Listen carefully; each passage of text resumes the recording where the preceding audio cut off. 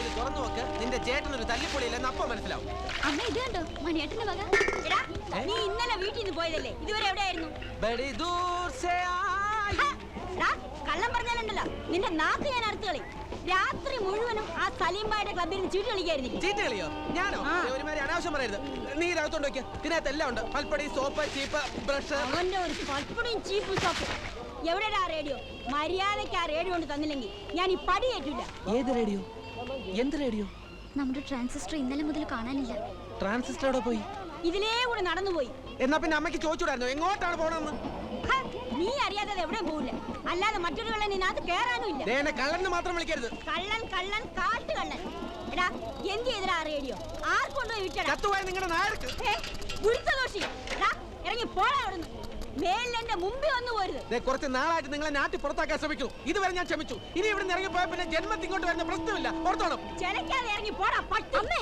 നീ പോടി അവിടുന്ന്. ഇങ്ങനെ ഒരു ഏമ്പാക്കി എനിക്ക് മകനായിട്ട് ഇല്ലെന്ന് ഞാൻ വിചാരിക്കും. ഇങ്ങനെ ഒരു ഭദ്രകാളി തള്ള എനിക്കും വേണ്ട.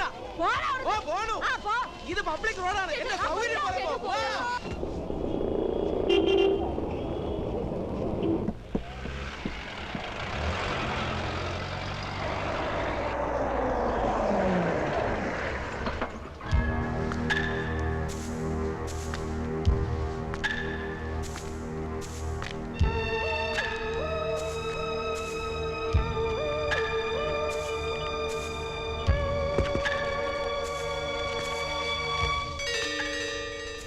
जिन लोगों का पैसा बाकी है उसे पकड़ कर लेके आओ।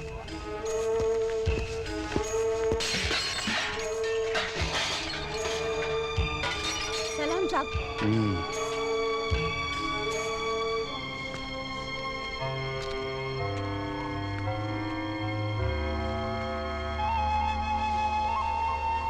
मुझे तेरी बेटी नहीं बेटा चाहिए। वो कहाँ है?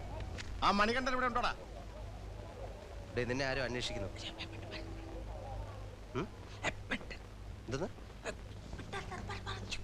എന്തുവാടേ? കള്ള പന്നി, നീ ഇവിടെ ഒളിച്ചിരിക്കണല്ലേ?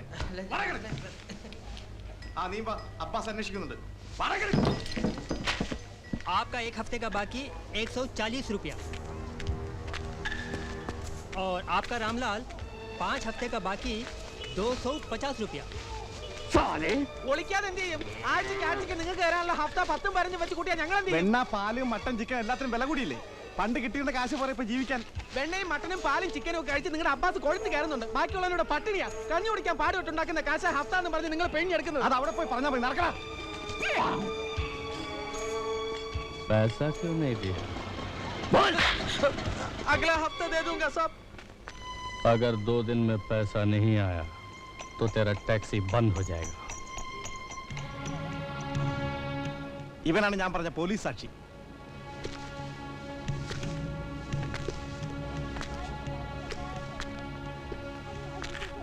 तुम मुदलियार साहब के घर पे 3 बजे आना। साहब तेरे से बात करना चाहते हैं। समझ गया?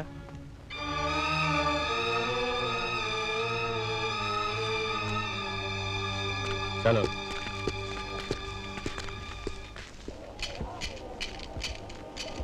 ഈ ആൾക്കാർ പറയുന്ന പോലെ മുതലിയാർ അത്ര വലിയ യോഗ്യനൊന്നുമല്ല.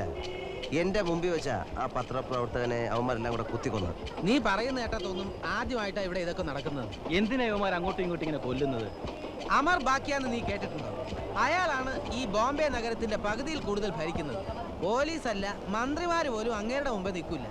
അയാൾക്ക് ആകെ പേടിയുള്ളത് നമ്മുടെ മുതലിയാരെ മാത്രമാണ്. പക്ഷെ പട്ടരെ കണ്ട അങ്ങനൊന്നും തോന്നൂല. കാണും പോലെ അല്ല ആള്.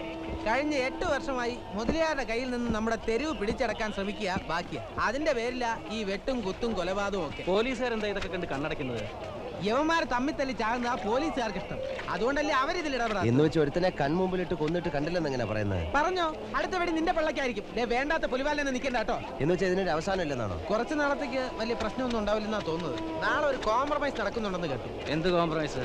അതായത് സിറ്റിയുടെ ഏതൊക്കെ ഭാഗം ആരൊക്കെ ഭരിക്കണമെന്ന് അണ്ടർവേൾഡ് നായകന്മാർ തമ്മിൽ ഒരു തീരുമാനം എടുക്കാൻ പോവുക.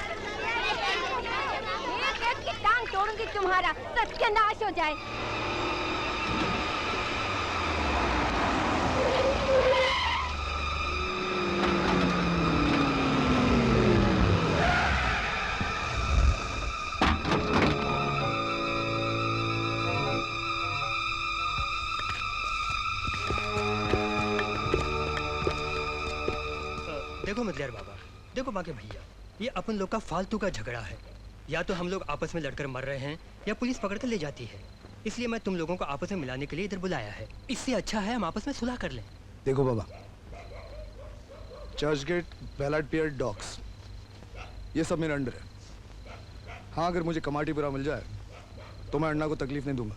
நீ என்ன சொன்னாலும் காமாட்டிபுரத்தை மட்டும் நான் விட்டு கொடுக்க மாட்டேன். அந்த இடத்துல இருக்கிற அவ்வளவு பேரும் என்னுடைய ஆட்கள். ए, तेरे को क्या लगता है उधर सब तेरे लोग रहते क्या? मेरे लोग नहीं रहते? இருக்காங்க. ஆனா உன்னோட சில ஆளுங்க அங்க சூதாட்டம் நடத்தி அங்க இருக்கிற ஜனங்களோட அமைதியை கெடுத்தாங்க. அதனால தான் நான் அவங்கள வெளியேத்தினேன்.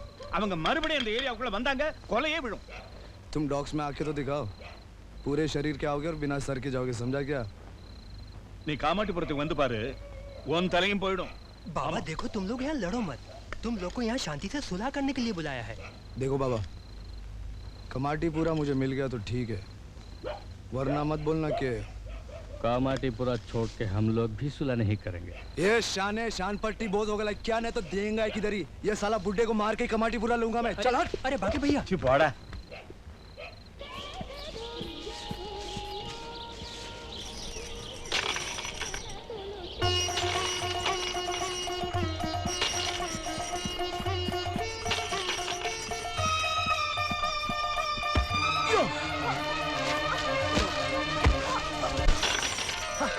മനുഷ്യരെ വഴി നിൽക്കാൻ സമ്മതിക്കില്ലേ? മേത്തോടാണോ ഉരുണ്ട് വീഴുന്നത്?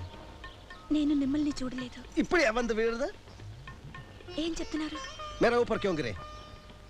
మీరే ఏం చెప్తున్నారు అర్థం కాలేదు. అయ్యో, కన్నడ അറിയാ? ఏక మేల్ బిత్తే. నా క్షమించండి. എഴി എഴി. അല്ലേ വേണ്ട, കുറച്ച് സമയം കൂടെ അവിടെ കേടാ. ഇത് ഊരി കളയണോ? ഓ, തുപ്പായി പോയോ?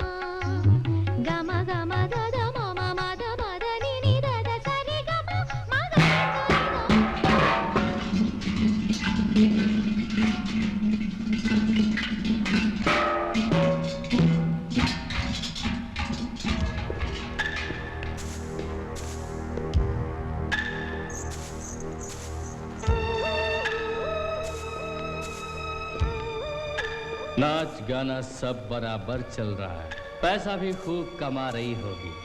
अब्बा साली को देने के वास्ते पैसा नहीं है साली। सब लोग बाहर जाओ।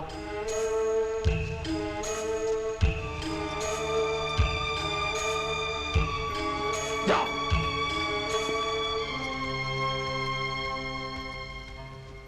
हमारे को पैसे दिए बगैर यहाँ नाच गाना नहीं चल सकता। ஐயா, அவர் இங்க தகராறு பண்ண வந்திருக்க. சரிங்க. முதலியாரா?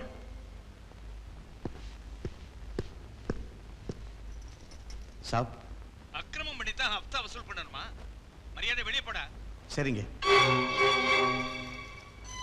முதலியாரா പോകാൻ പറയുന്നു.